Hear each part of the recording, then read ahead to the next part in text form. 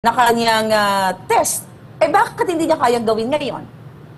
By the way, di ba? Ito yung may kaduda-duda dahil si Marcos Jr. lang, if you compare dun sa mga other politicians like Inday Sara, yung pag-test niya is napakabilis. Yes. Sabi ko nga, kung talagang matino ang ating Senado, Kongreso, kung matino sila, ito po ay usapin ng 115 million Filipinos ng ating bayan. Usapin ito. Mahirap bang gawin na pag-usapan ito sa Senado at Kongreso? Dahil ito, di ba, ang layunin nila dyan in aid of legislation, di ba? Puro ganun yung lagi nilang sinasabi at dapat panagutin o magkaroon ng kalinawan para sa taong bayan.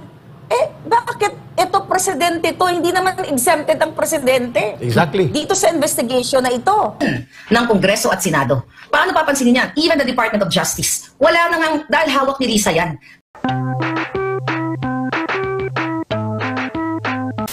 Si Miss Maharlika ang isa sa mga kinikilalang political influencer, crusader, and whistleblowers ng mga malalaking balita tungkol sa kalagayan ng bansang Pilipinas. Miss Maharlika, kasama po ninyo si Ma'am Lorraine Maribadoy dito sa Pilipinas Nating Mahal. Welcome back. Morning, Maharlika. Good morning, Doc Lorraine, Ka Eric. Good morning, Pilipinas. Maraming salamat po muli sa pag-imbita nyo sa akin dito sa Pilipinas Nating Mahal. Sa lahat ng ating mga kababayan na nakatutok at mukhang hindi na natutulog, thank you so much for tuning in. Iyon. Miss Maharlika, with your indulgence, please, babasahin ni Ma'am Lorraine yung patotoo galing sa isang Investigation and Intelligence Service Officer ng PIDEA. Actually, nakuha na namin ang pangalan. Iwan ko kung ito rin ang pangalan mo na nahahawakan, pero hindi ko muna natin babanggitin dito sa programang ito. But the letter, sa una naming pagtingin ni Ma'am Lorraine is authentic, and the letter reflects the sincerity of heart of this person na nag-imbestiga sa confidential informant involving that kind of target operations against kay Pangulong Bongbong Marcos Jr. at kay Miss Maricel Soriano na kumakalat na ito ngayon kung sino mga involved doon. Ma'am Lorraine, pwede nating basahin para makareact si Maharlika at saka mga kababayan, we're binibeg your indulgence kasi kung bakit namin ito babasahin kasi napakaganda nung pagkakasulat, mahalaga itong malaman ninyo. Okay, so I'll cut through some parts. Anyway, the undersigned former investigation agent is formally submitting himself to shed light on his alleged participation in the so-called PIDEA leaks concerning the documents presented by a certain Maharlika, a political blogger, which this agency immediately debunks. Some of my former PIDEA colleagues warned me of the possible consequences of Maharlika's expose. The undersigned has no participation in any manner and does not know how the said person acquired it. Please be informed that immediately upon his reassignment from IIS to the RONCR and up to his termination in November 2013, he had no access to all case folders containing the classified information stored and kept at the Intelligence and Investigation Service.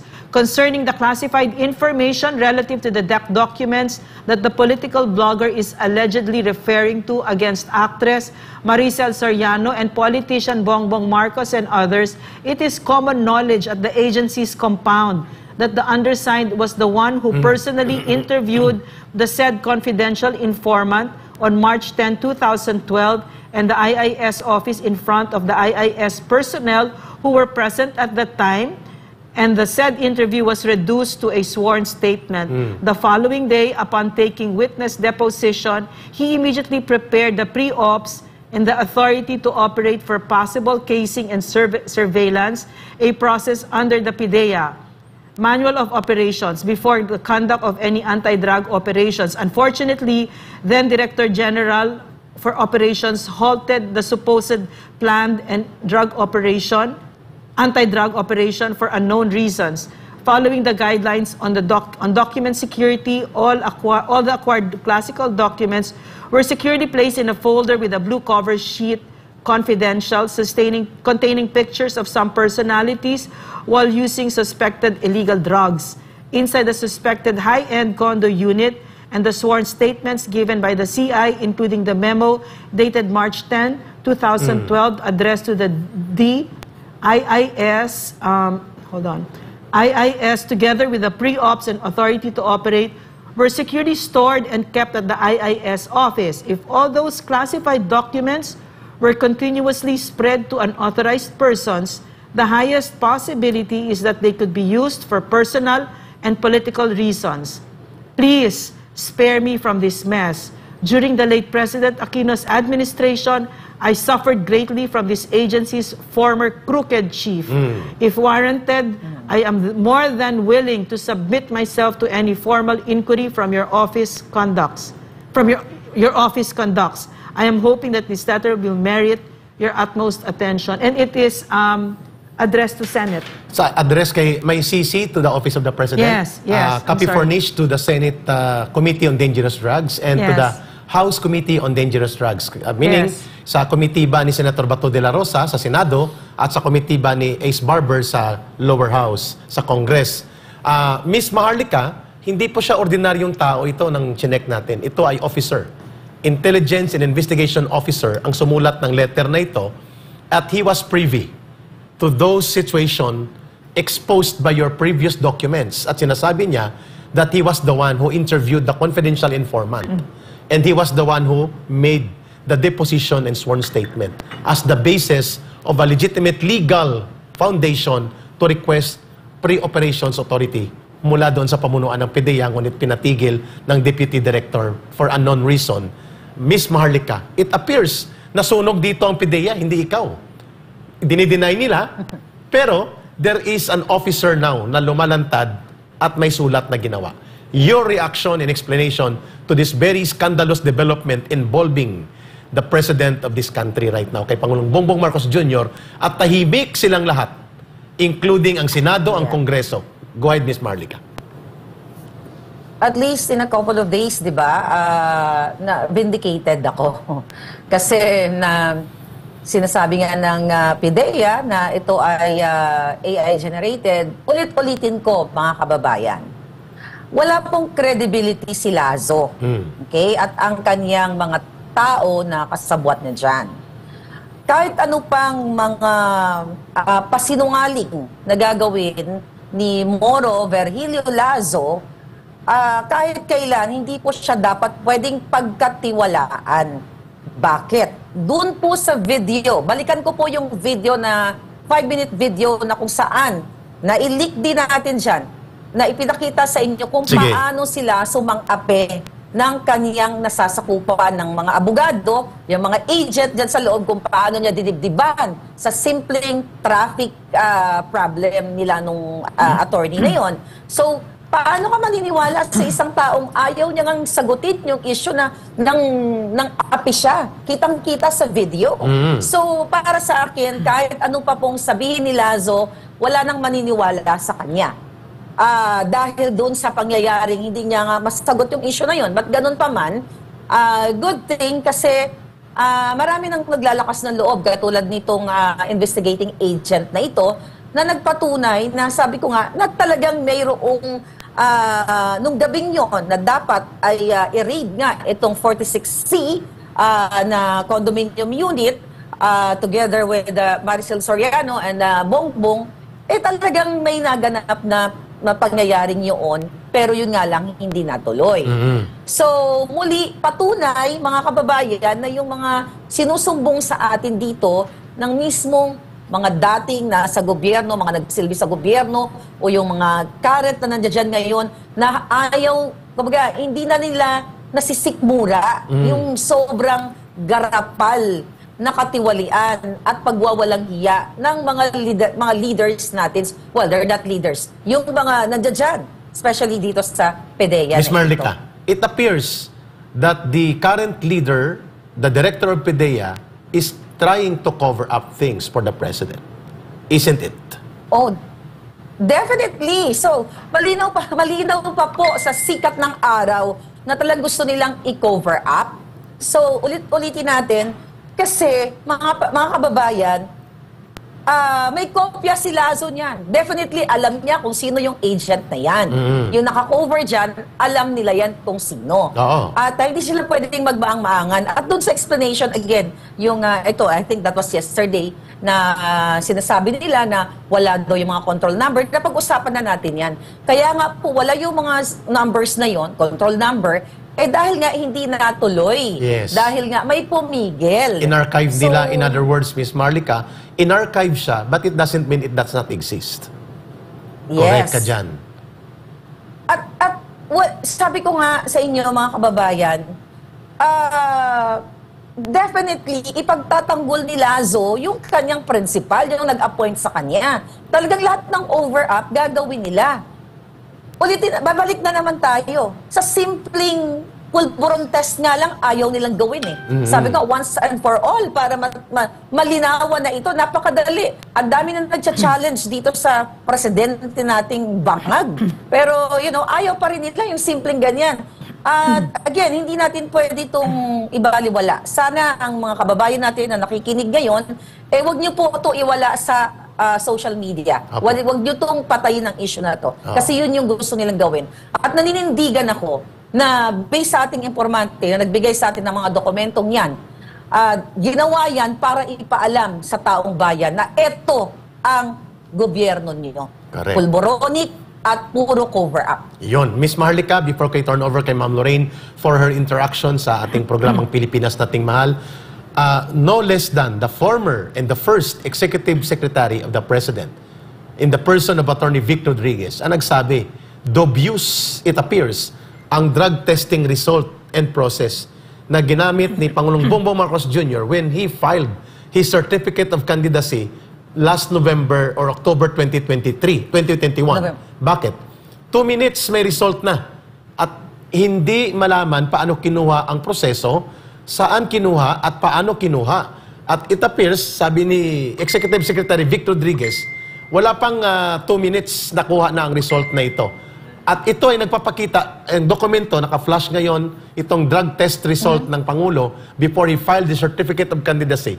Miss Maharlika, how valid and important is the challenge right now for the President to take dito sa sinasabi nating hair follicle or DNA type drug test in public transparency na kasama pati na ang Vice Presidente lahat para kung hindi siya, sabihin niya hindi siya sinisingle out, lahat na matataas na opisyal ng bansa. Kasama pa kami dito na nag-expose dito sa kanya upang ito ay makita ng sambay ng Pilipino. How important and very crucial yung ganong challenge na yan sa Pangulo to take para ma-recover ang integrity ng kanyang office at ang kanyang sarili mismo. It's highly important at dapat urgent yan. Dapat nga sa panahon na to nakapag-drug test na po siya. Dahil napakadali lang gawin. Kung kaya niyang magpupulburon test before the election, yun nga yung less than 2 minutes, almost more than 2 minutes lang na kanyang test. Bakit hindi niya kayang gawin ngayon?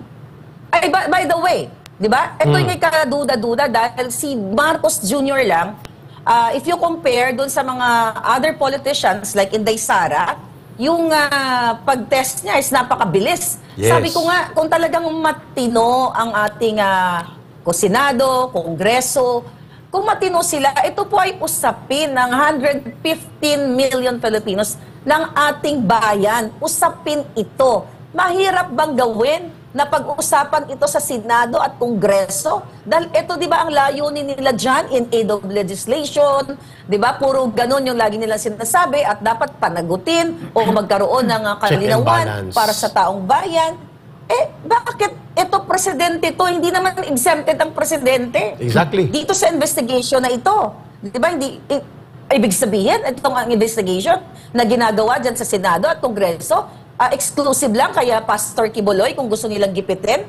Dahil, ang presidenteng na dapat na magpaliwanag siya dito, or simple na nga lang po mag-drug test siya.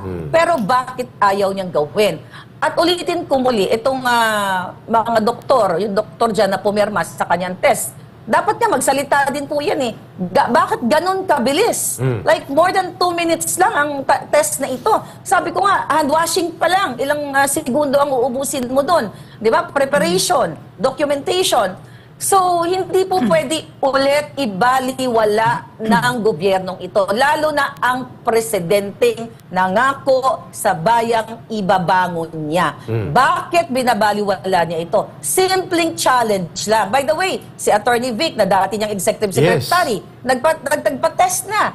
At ang marami pang iba na challenge siya. Di ba? I'll challenge also siguro Inday Sara, no? Para baka sumunod si Marcos Jr. Oo, para diba? mahiya din siya sa sarili for sure, niya. napapanood naman niya tayo. Para ulitin-ulit natin yung, yung test before the election. At saka, maingay na po tayo sa hindi lang sa social media.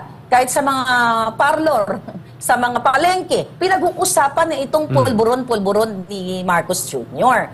So, kung talagang may pagmamahal si Marcos Jr. sa bayan, o may kredibilidad siya, o may leadership siya, which is wala nun, mga kababayan. But for the sake of our conversation, dapat hindi na dapat tayo parang magmamakaawa para gawin niya to. Nagkusa na dapat siya para malinis. Tama. Malinaw na ito. Ma'am Marlica, I'll turn you over to Ma'am Lorraine Batay. So, Yes.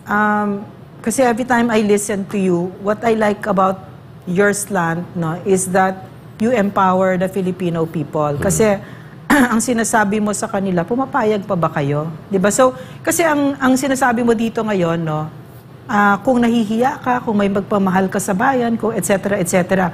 Mahalaga sa communications, ina-identify natin sino audience natin. So definitely your audience is the Filipino people, 'di ba? So yung tinatanong mo, pumapayag pa ba kayo? 'Di ba? So pwede ba, can you expound on that, Maharlika, no, na ang totoong magdedesisyon dito ay ang taong bayan? Go ahead, Miss Marlica. Exactly. Taong bayan, kaya every time po ako mag-vlog, ang kinakausap ko, actually, taong bayan eh. Kasi yung future nila na nakasalalay dito. Kaya sabi ko, pumapayag ba kayo o papayag pa ba kayo in the next 4 years, okay, na ito pa rin yung mamumuno sa inyo? Actually, hindi nga si Marcos Jr. ang namumuno sa inyo eh. Exactly. Yung babaeng Na hindi naman Lisa inilalang. Marcos. Mga kababayan, ulit-ulitin ko dito sa channel ninyo, ka Eric and Doc Lorraine, na etong si Lisa Marcos ay inaakusahan ko na ayaw pa rin nilang sagutin, na mastermind sa pagdukot sa mga minoridad sa Turkey. At kaya ko pong ipakita ang mga ebidensyang yan, na ipakita na natin yung audio dyan, mga kaibigan. Maya-maya, i-play Actually, namin yan, yung Miss Marlica, with your indulgence, pero mag-interact lang si Ma'am Lorraine para tuloy-tuloy ang komentaryo mo dyan. Kasi minention mo si Lisa Okay. Marcos, di ba? Naalala ko kasi yung kwento mo, Maharlika. Kasi itong drug test na pinag-uusapan mo, itong PDEA na document, 2012 yan. But you said, no, in your personal relationship with but it's soured, is because nalaman mo na si Lisa Marcos, Araneta Marcos, ang parang nagpupush ng droga sa asawa niya. Siya ay nagbibigay ng parang she was taking charge of that delivery. Can you clarify? Kasi para clear yung kwento mo. No? Yes, babalikan ko po muli na nung ako ay umuwi ng April 2022 before the election and during the inauguration, narinig ko na po ito sa kanilang kamag-anak, kaibigan, na si Marcos Jr. ay gumagamit talaga nitong pulburon. Hanggang sa dumating nga ang time ng between July and August yon, siguro last week or last week of July and third week of August, nang nagkaroon ng sa aming mga vloggers na nakikita namin na may mali sa pamumuno ni Marcos Jr. dahil nga nagkakagulo noon with Attorney Vic Rodriguez at dami nag-aaway-aaway sila. So yung kaibigan ko na vlogger din na si Pebbles Cunanan ay nagrereklamo na rin bakit ganito yung sinusuportahan natin. Kaya naman sabi niya sa akin, meron daw siyang i-expose o pasasabuging impormasyon. Kaya ako bilang isang supporter, kinausap ko si presidential sister, si Senator Amy. Sabi ko, Manang, Senator Amy, nag-aalala ako dahil si Pebbles daw ay merong expose or may pasasabuging impormasyon. Wala po ako sinabi kay Senator Amy kung ano yung pasasabuging information ni Pebbles. Pero ang sagot po yan dyan sa akin ni Senator Amy ay, ano yon, Maharlika? Yun bang pagpapabili ni Lisa ng pulburon? Grabe. So meaning, alam ni Senator Amy kung intindihin natin, no, i-extract natin yung information na yon, alam ni Senator Amy na itong si Lisa Marcos ay in charge sa pagpapabili ng pulburon para isubo o pasingot sa asawa niya kay Marcos Jr. So yun po yun. Napaka-iskandaluso. Tumutulak ng droga. Napaka-iskandaluso yan na the First Lady will remain silent and even the President himself because it involves already the integrity and the competence of the Office of the President to govern and lead this country. Miss Marlica, before po ang inyong karagdagang pag-uulat na yan tungkol sa unfitness, hindi na bagay na manatili bilang Pangulo ang bansa ayon sa iyong mga pananaliksik at mga nai-expose ngayon, ito pa ang sinasabi mo, ang nagpapatakbo, the real President in the actual operations of the government day-to-day ay si Lisa Marcos at hindi ang kanyang asawa na isa lamang flower-based president natin o dekorasyon. Ito po, pakinggan natin itong recording na nakakabahala na kumakalat na rin sa social media at ang inyong reaksyon hinggil dito, Miss Marlica. Hi, Louie. How are you? I'm here in Bacolod, campaigning for my hubby look with Marie Chris and a bunch of gay people. But anyway, the reason why I called you is I have a favor to ask you. We gave all the documents not to Mila, but syempre iba pag tumawag ka. A good friend of ours, Francis Chua, basically has a problem in Istanbul, in Turkey, so he went to court. The judge issued an order in his favor, so now we're just having everything authenticated so that it can be served in the embassy in Istanbul, right? So Mila has all the documents. I won't bore you with the details, but if you could call Mila and just give it a little push. Everything's above board, don't worry. I'm very good at that. But yeah, that's it. So I hope to see you soon. At mayroon pa ito, no? Napakinggan ko yung sagot ng pangingialam niya sa ISAF. Sana ma-play din natin yon. Nandyan siya. At sa buong video na yon na ipinorward sa atin, na ang tumatawag ay ang anak ni Inigo Sobel na si Bianca Sobel. Bianca Sobel. Kasi mas mabigat yung area na yon, hindi lang extraction. Doon mismo sinasabi niya ang direksyon ng ISAF sa pagpapalit ng leadership patungkol sa operation sa Turkey. So we will try to replay again Miss Marlica, but nonetheless, please try to explain this video kasi napakinggan ko yung buong video na to. Ang mas mabigat na video doon, sa bahagi doon, yung pag-utos sa ISAF na makialam sa isang pribado. ISAF is the intelligence service of the Armed Forces of the Philippines. At ito, tumawag si Bianca Sobel na anak ni Inigo Sobel na Social Secretary ni Marcos Jr.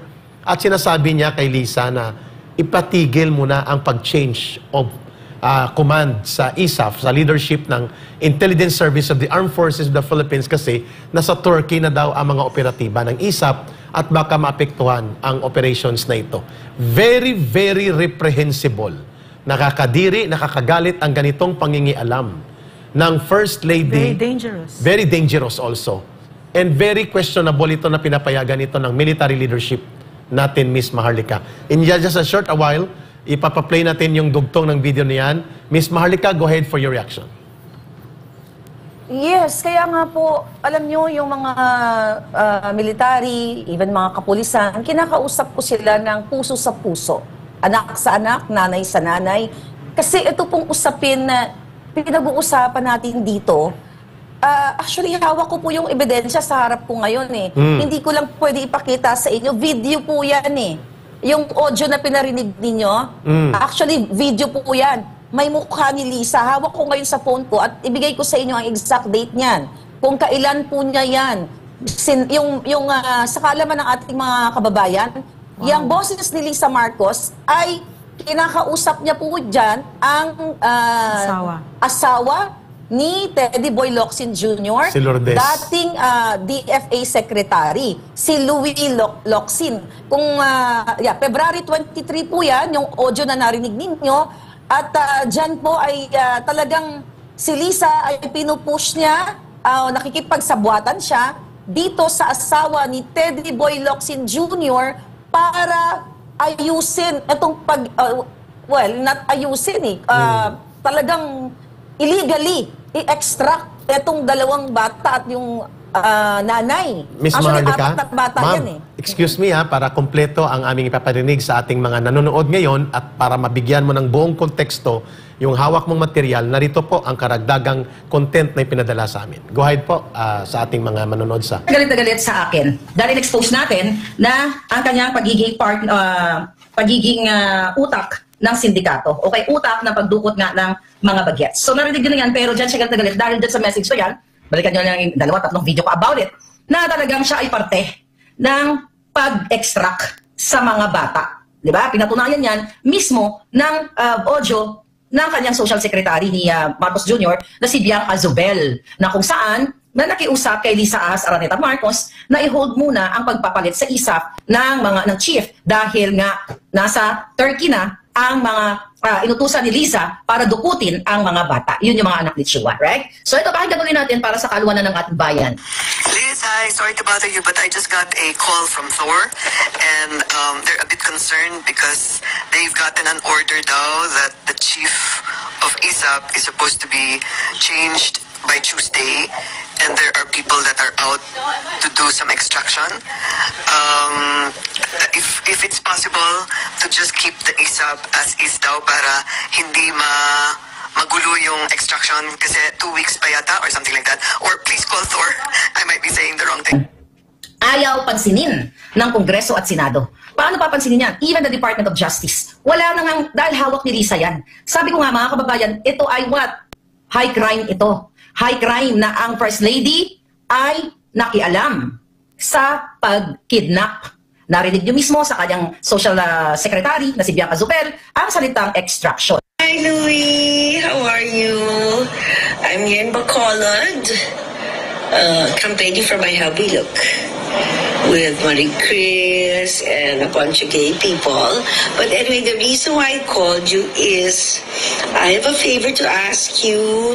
We gave all the documents, not to Mila, but syempre iba pag tumawag ka. A good friend of ours, Francis Chua, basically has a problem in Istanbul, in Turkey, so he went to court. The judge issued an order in his favor. So now we're just having everything authenticated so that it can be served in the embassy in Istanbul, right? So Mila has all the documents. I won't bore you with the details, but if you could call Mila and just give it a little push. Everything's above board, don't worry. I'm very good at that. But yeah, that's it. So I hope to see you soon.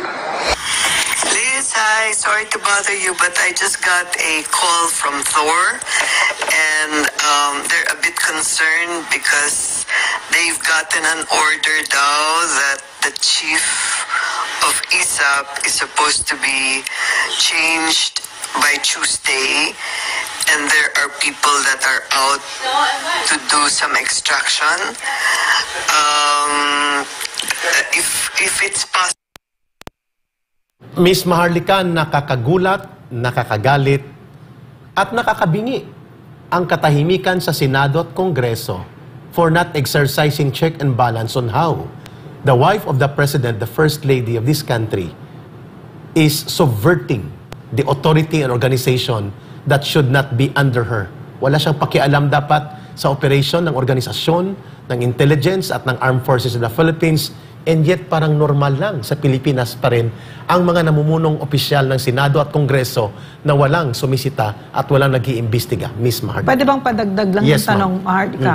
Pumayag ang AFP dito sa operation na ito? Yun ang kasama Yes. sa ano? Okay. Go ahead, Wow. Miss Yes. Maharlika. Dahil naging successful ang extraction, actually 3 bata dapat yan.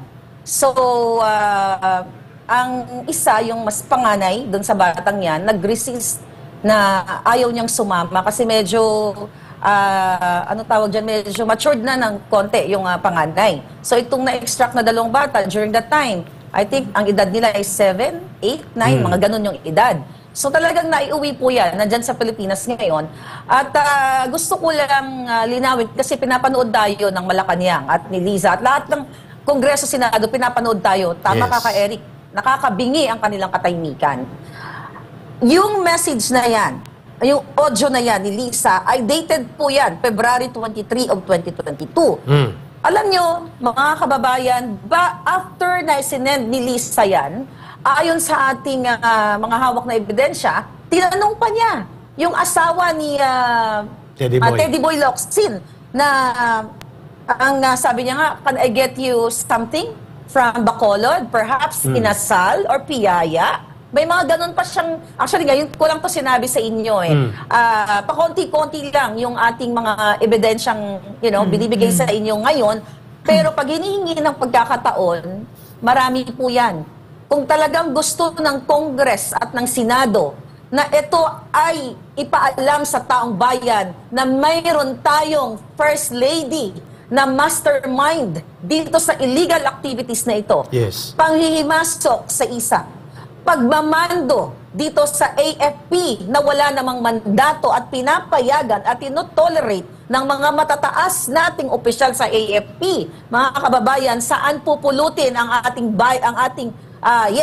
bayan kung mismo ang asawa ng presidente ay kayang magpadukot ng mga bata o kahit sino. Hindi pa natin alam, baka hindi lang 2 bata ang nadukot. Ms. Maharlika, this is a very clear, very obvious breach of national security interest. Why? We are sending troops and intelligence operatives. Officially, mga kabahagi sila ng organisasyon ng armed forces in a foreign land, sanctioned only by the First Lady. That cannot be done because wala siyang otoridad. Illegal ito. And no accountability. And no accountability, and yet pinayagan ng organisasyon ng Armed Forces of the Philippines. That is a principal question of breach of national security na dapat tinitingnan ng check and balance authority. Ano ang ginagawa ng presidente? Don't you think so? Ms. Maharlika, doon patungo ba ang iyong expose na ito? Anong ginagawa ng presidente? Ay bangag nga. Dahil pinababayaan niya yung kanyang asawang gumagawa ng ganito. Wala pong matinong taong pro-Filipino na gagawa, na papayagan mo ang asawa mong makialam, unang-una mag-lead sa bansa. Maintindihan mo kung si Lisa ay ginagawa kabutihan Di ba? Hindi mo papansinin kung lahat kabutihan yung ginagawa niya. Yeah. Pero ito po ay seryoso. At ang nanay ng batang dinukutan nila ng anak o mga anak ay displaced and distressed po sa Europa. At lumalaban pa rin hanggang ngayon at nagtatago at nag-aalala dahil sa kanyang safety. Dahil ang pagkakaalam ko dyan, tinatarget din siya ni Lisa. Grabe. Tinatarget siya ng gobyernong ito. Imagine mo, mga kababayan, dahil nagsimula sa domestic quarrel o dispute ng mag-asawa, nakialam ang First Lady. Tapos itong mother, distressed mother ngayon, ay nag-aalala sa kanyang buhay. Kasi ang napag-alaman ko dyan, gustong ipadukot ni Lisa yung mga information na hawak nitong distressed mother. Pero hindi na po si Lisa magwawagi dyan. Kasi I believe, at based sa ating information na mga nakalap, submitted na po yung lahat ng mga impormasyon na magsasangkot kay Lisa Marcos sa bansa kung saan nandoon yung distressed mother. Nakita na po nila yan. Video, everything, conversation, lahat. Nakita na po yan. Kaya nga, Ms. Maharlika, kung talagang... Ms. Maharlika, I think kung hindi gagalaw dito ang Senado o ang Kongreso to check on the unwarranted, illegal, and brazen display of breach of national security and utilization of official instruments of the state in a personal operational direction na illegal na ginagawa ng First Lady, hindi natin masisisi ang nanay na ito na pumunta sa United Nations High Commission on Human Rights para i-expose ito ang nangyayaring brazen abuse of state instruments being used to persecute private individuals na ang nagdidirect ang malala, hindi ang presidente lamang. And asawa niya. And this Francis Chua, mayaman yan. So, kontraktor sa Eastern Visayas. Yeah, this is in favor, special and preferential treatment para sa mayayaman. Exactly. Binabalikwas ang mga batas natin at inilalagay, my concern here also, no, kasi nakita natin yon sa unang President Marcos, how he corrupted the AFP at sinira niya yung institution na yan. And that to me is the bigger concern. Pumapayag ang AFP dito. Gamitin sila sa isang illegal na right operasyon? now, yeah, correct. So ang nangyari kasi sa AFP, they professionalized themselves through the years. They had a parang soul-searching and very tedious yung rebuilding, no? And then now, here comes this corrupt president, indifferent president with a wife like that who overreaches. At sisirain na naman niya this hard-fought battle na to rebuild and professionalize the armed forces of the Philippines. Exactly. Miss Maharlika, Yeah. hindi tayo titigil. Ulit-ulitin natin ito. But you have a very good point ng sinabi mo. Yes. Pananagutan ito ng Senado at ng Kongreso for not exercising their check and balance authority, power, and obligation to the people. You would like to add, Miss Maharlika? And mga kababayan, actually itong issue na to, this is more than illegal extraction. Kung ipapatawag ng Senado at Kongreso, itong si Francis Chua ay sangkot din ayon sa ating impormasyon na nakuha, ay sangkot at kasabwat ni Lisa sa kanilang mga illegal dealings. Kung talagang isuscrutinize lang at gagawin ng Kongreso at Senado ang tama para sa taong bayan, Correct. sigurado akong makukulong at magbabayad si Lisa at ang kanyang mga kasabwat. Pati si Dapat. Chua, yung magbabayad sila sa taong bayan. Gusto ko silang makitang makulong dahil sila ay talagang hindi lang kidnapping ang kanilang issue dito, kundi ang mga illegal transaction sa negosyo.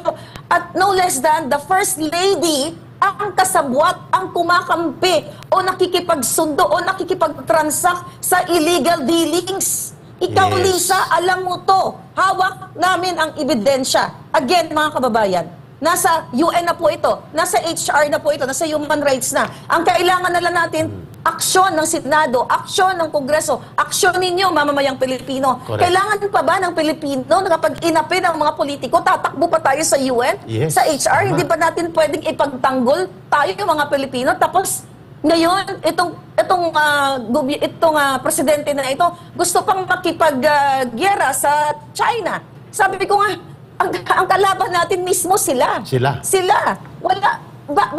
Bakit tayo papasok dun sa kaguluhan na to na yun? Ito mismo, itong itong problema ng distressed mother, ang problema nito ng mga bata na mismo ang nagbigay ng health sa kanila ay ang First Lady. Dahil ginagamit ang kapangyarihan na para sa kadiliman o para sa kasamaan, imbis na gamitin ang kapangyarihan ng gobyerno para protektahan ang mga bata o ang mamamayang Pilipino. Pero taliwas, kasabwat pa. Kaya dito po, mga kababayan, hindi niyo ako masisisi kung bakit sa vlog ko, araw-araw ako nagmumura.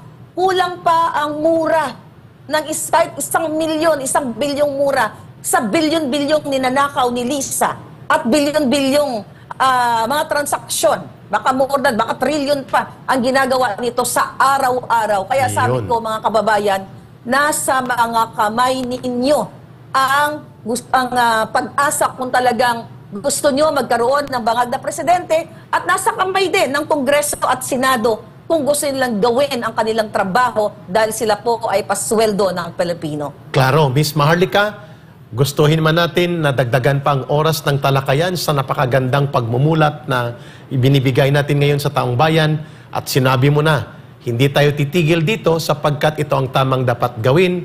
Ngayon, mahal natin pareho ang Armed Forces of the Philippines. Mahal natin pareho ang professional na mga officers ng Armed Forces of the Philippines. Very much. At ayaw nating i-corrupt sila ng isang napakasamang entity na gumagamit ng koneksyon sa presidente, in that matter, ang First Lady, para i-corrupt at bulukin muli ang organisasyon at sistema ng isang maayos at matino na Armed Forces of the Philippines. We do not want that, kaya in-expose natin ito. Not for anything else, but to protect them. And sabi mo nga, this is now a challenge. Ay, wala kaming pakialam kung ma-insulto o masaktan sila Senator Robin Padilla, Senator Bato de la Rosa, Senator Bongo, Senator Tolentino, Senator Aimee. But kapag hindi nyo ginawa ang pag-imbestiga na ito as a check and balance to bring the First Lady and the President into account into a very serious breach of national security and abuse of authority utilizing the Armed Forces of the Philippines, lalo ng ISAP, sa operational vendetta ng kanilang mga kaibigan na kinukumpasan ng First Lady, the only word that the people can talk about you is inutil ang institusyon na ito. Mary Maharlika. Maharlika. Yes, Yeah. Eric. Yes. Mahal natin ang AFP, lahat ng men and women in uniform. Mahal natin yan kasi kailangan natin yung institusyon, maayos ang institusyon. Ang problema, yung nakikipagsabuatan kay Liza. Yes. At tama yung challenge mo kay Eric dito sa mga senador na nabanggit. Naririnig naman nila to eh. Bakit kailangan pa naming magmakaawa sa inyo Yun. na imbestigahan nyo to? Trabaho nyo to, di ba? Kaya kayo nandiyan dyan, nangako kayo sa taong bayan na nanumpa pa kayo, nag-take kayo ng oath. Dahil magsisilbi kayo sa bayan, pero bakit kayo nagbingi-bingihan? Tama. Sino na ang pag-asa ng Pilipino kung kayo mismo na may kapangyarihan, ayaw niyong pakinggan ang usaping, ang isyong napakamahalaga ng kasangkot dito ay ang First Lady. Yun. Maharlika. Ma'am, pasalamat natin sa Yeah. kanya at ang final message Yes, niya na rin. Maharlika, kahit kami dito nararamdaman namin yung oppression ng gobyerno, ang pagmamalabis at yung pagsusupil na aming mga karapatan mula kay Eric sa akin, no, na-detain kami, yung panggigipit nila kay pastor ngayon, na Yes. maraming nilalabag na mga batas, at ito ng mga nangyayaring ito. If this happens, if this can happen to this citizen, it can happen to everyone, no? And it's very scary right now in the Philippines. So my thanks to you. No, you have put your life in serious danger. No, your life is in serious danger now, Maharlika. You have stepped up your game. You've refused to go away, and you are a serious threat to this government, to this administration. So I guess in behalf of the Filipino people, we would like to thank you. Yes, Ms. Maharlika, your final message of call to action for the Filipino people through the Pilipinas Nating Mahal program. Yes, it's the right thing to do. Kailangan gawin natin yung tama. Doc Lorraine, kay Eric, kahit ako man ay gustong gipitin ni Liza, ako po ay kinakasuhan, mga proxy cases ang ginagawa niya. Pero again, hindi ko pa siya uurungan. Sa vlog ko sinasabi ko to, pero Liza, hindi kita uurungan. Kakarayin kita sa Korte ng Amerika, which is kinaray ko na po siya. Kaya, mga kababayan, kung hindi kayo magiging matapang dahil kailangan ninyong gawin, kailangan ninyong manindigan, kung hindi nyo kayang gawin yon, sino ang magtatanggol sa susunod na henerasyon? Sino na lang kung tayo ay magtahimik, magbingi-bingihan dahil takot tayo? Lagi kong sasabihin sa inyo, isang buhay lang meron tayo. Siguraduhin natin yung buhay na binigay sa atin ay tumayo tayo at ilaban natin yung tama. Hindi dahil takot tayo o hindi dahil tayo ay nag-aalala dahil maapektuhan ng ating mga negosyo. Yung mga material na bagay yan, hindi nyo po yan madadala 7 feet below the ground. Pero yung iiwan ninyong legacy, tapang, katotohanan na tumayo kayo sa isang gobyernong katulad nito ni Marcos Jr. at sa kanyang asawa ay habang buhay o kahit nasa kabilang buhay na po kayo ay nanamnamin ng inyong mga kapwa-kapuhan na minsan ang tatay o nanay nila ay tumayo at ipinaglaban ang kanilang karapatan. Sa lahat ng mga Pilipino, panahon na po para magsalita kayo. Yes. Sana naman.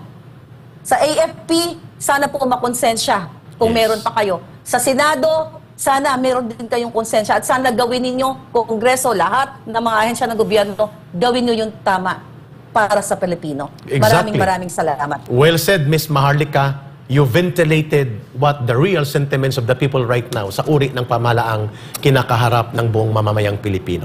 Thank Mabuhay you. ka. Thank you for standing up for this country. Daghang Mag-ingat ka. salamat. Salamat, Ms. Maharlika. Maraming salamat. Thank you. Yeah. Mga kababayan, nakasama po natin sa Pilipinas Nating Mahal si Ms. Maharlika at susunod na dito sa Pilipinas Nating Mahal ang isa pa sa mga controversial figure ngayon sa social media at kinikilala ang isa sa